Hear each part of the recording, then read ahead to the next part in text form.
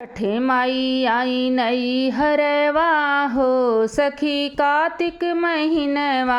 छठ माई आई नई हरवा हो सखी कार्तिक महीनवा। कार्तिक महीनवा हो कार्तिक महीनवा हो कार्तिक महीनवा। कार्तिक महीनवा हो कार्तिक महीनवा हो कार्तिक महीनवा। भैया सूरज देव के संघवा हो सखी कार्तिक महीनवा। भैया सूरज देव जी के संघवा हो सखी कार्तिक महीनवा। छठ माई आई नई हरवा हो सखी कार्तिक महीनवा। सो छठ माई आई नई हरवा हो सखी कार्तिक महीनवा। माथे पे मैया के लाल लाल बिंदी हो लाल लाल बिंदी। मैया के माथे पे लाल लाल बिंदी हो लाल लाल बिंदी। मगिया में सोहे सिंदूरवा हो सखी कार्तिक महीनवा। मगिया में शोभे सिंदूरवा हो सखी कार्तिक महीनवा। कार्तिक महीनवा हो कार्तिक महीनवा हो कार्तिक महीनवा।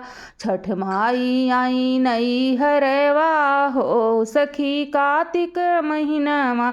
छठ माई आई नई हरवा हो सखी कार्तिक महीनवा।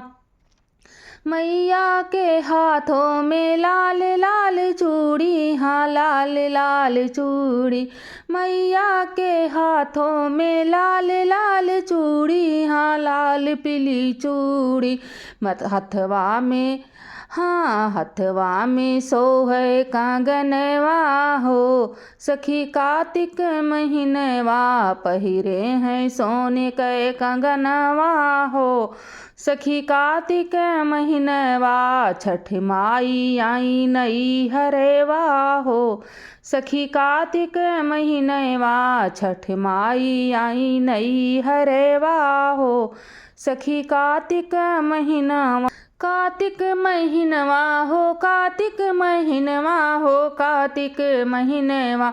भैया सूरज देव जी के संघवा हो सखी कार्तिक महीनवा। भैया सूरज देव जी के संघवा हो सखी कार्तिक महीनवा।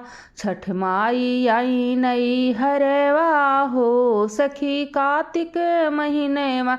मैया के पाँव में लाल महावर हो लाल महावर।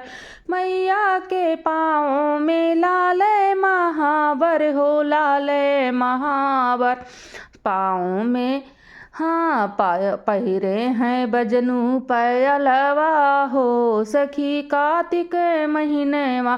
बाजत है छम छम पायलवा हो सखी कार्तिक महीनवा। कार्तिक महीनवा हो कार्तिक महीनवा हो कार्तिक महीनवा।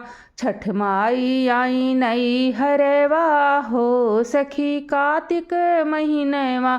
छठ माई आई नई हरवा हो सखी कार्तिक महीनवा। भैया सूरज देव जी के संघवा हो सखी कार्तिक महीनवा। मैया के कानों में झुमका सो है हाँ झुमका सो है।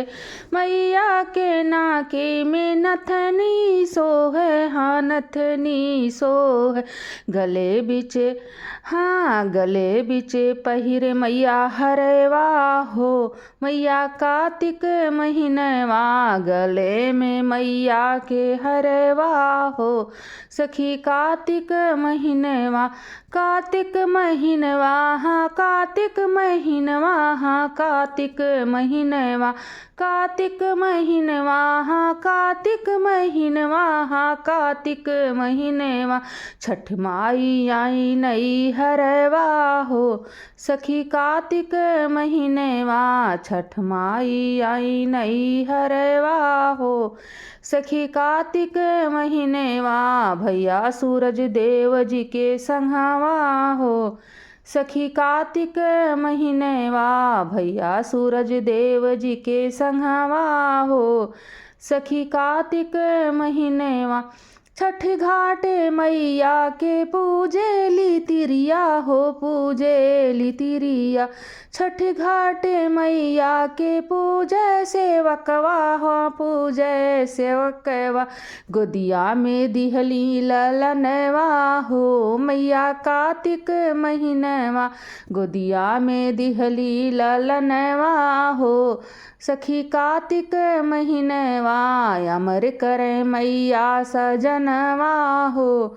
सखी कार्तिक महीनवा आशीर्वाद दिए मैया सजनवा के। मैया कार्तिक महीनवा बाढ़े मैया नैहर ससुरवा हो। मैया कार्तिक महीनवा कार्तिक महीनवा कार्तिक महीनवा कार्तिक महीनवा कार्तिक महीनवा कार्तिक महीनवा कार्तिक महीनवा।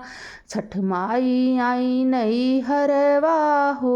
सखी कार्तिक महीनवा मैया गोदिया में देई ललनवा हो। मैया कार्तिक महीनवा मैया आशीष सजनवा हो। मैया कार्तिक महीनवा अमर करो नैहर ससुरवा हो। मैया कार्तिक महीनवा आई मैया सूरज देव के संघवा हो। मैया कार्तिक महीनवा छठ माई आई नई हरवा हो। मैया कार्तिक महीना